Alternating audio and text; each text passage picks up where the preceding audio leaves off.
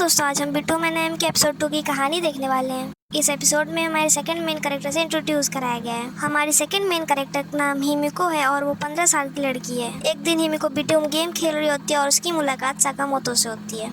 साकामोतो हिमिको को अपने साथ खेलने के लिए इनवाइट करता है और हिमिको एक्सेप्ट कर लेती है और आगे चलकर हिमिको और साकामोतो की वर्चुअल मैरिज होती है, जिसका रेफरेंस हमें एपिसोड 1 में दिया गया है। सीन कट होता है और अब हिमिको भी उसी आइलैंड पे होती है जिसमें साकामोतो था और उसके पास भी सेम एक्सप्लोसिव वाला बैग रहता है। लेकिन हिमिको को सब याद रहता है कि उसे यहाँ क्यों लाया गया है और उसे क्या करना है, जो हमें आगे रिवील होगा। हिमिको थोड़ा आसपास देखती है, उसके बाद एक पेड़ के नीचे जाके लेट जाती है। सीन कट होता है और हम फ्लैशबैक देख पाते हैं जिसमें वो अपनी फ्रेंड के साथ होती है और उसकी फ्रेंड उसे एक पेपर दिखाती है जिसमें लिखा था कि अगर आप किसी से छुटकारा पाना चाहते हैं तो उसका नाम दे और आपको 100,000 येन मिलेंगे। और हम वापस प्रेजेंट में आ जाते हैं। हिमिको को कोई उठाता है और टीम अप करने के लिए बोलता है। हिमिको एक्सेप्ट कर लेती है। उसके बाद टीम का एक प्लेयर बिम निकालता है और पानी में फेंक देता है, जिससे वहाँ की सारी मछलियाँ मर जाती हैं और वो लोग फिश को रोस्ट करके खाने लगते हैं। फिर टीममेट्स के बीच में आर्ग्यूमेंट होता है और वो लोग हिमिको को लीडर बना देते हैं और तभी एक प्लेन उन लोगों को सप्लाईज गिराते हुए दिखता है और वो लोग जाके वहाँ सप्लाईज ले लेते हैं। उसके बाद लास्ट टीममेट आता है और फिर से आर्ग्यूमेंट करने लगता है, जिससे दूसरे प्लेयर को गुस्सा आ जाता है और वो उस प्लेयर को मार देता है। और हम फिर से फ्लैशबैक देख पाते हैं जिसमें हिमिको अपने फ्रेंड्स के साथ अपने अपार्टमेंट में जा रही होती है, जहाँ उन्हें किसी बैंड से मिलना था।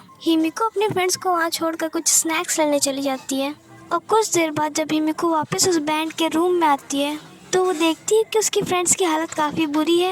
ये देखकर हिमिको किसी तरह वहाँ से बचते बचाते निकल जाती है और जाके पुलिस को इन्फॉर्म कर देती है और कुछ देर बाद उस बैंड को अरेस्ट कर लिया जाता है। कुछ दिनों बाद वो अपनी उस फ्रेंड से मिलती है और उसकी वो फ्रेंड कहती है कि मैं चाहती हूँ कि तुम गायब हो जाओ, जिससे हमें पता चलता है कि उसकी फ्रेंड ने उसका नाम उस पेपर में दे दिया है। और हम वापस प्रेजेंट में आ जाते हैं। अब हिमिको और उसका एक और टीममेट अपने दूसरे टीममेट से भागने की कोशिश कर रहे होते हैं और वो दोनों किसी तरह वहाँ से भाग जाते हैं और अब उन दोनों के बीच में लड़ाई होती है और हिमिको अपनी स्टन गन से उसे बेहोश कर देती है। उसके बाद एक जगह पे जाकर बैठ जाती है। कुछ देर बाद वो लड़का वापस आ जाता है और हिमिको को असॉल्ट करने की कोशिश करता है, लेकिन हिमिको खुद को बचाने के लिए उस लड़के को मार देती है और उसके बिम्स और फूड ले लेती है और एक नदी के पास जाके खुद को साफ करने लगती है और उसे वहाँ साकामोतो मिलता है, लेकिन हिमिको को नहीं पता कि वो साकामोतो है।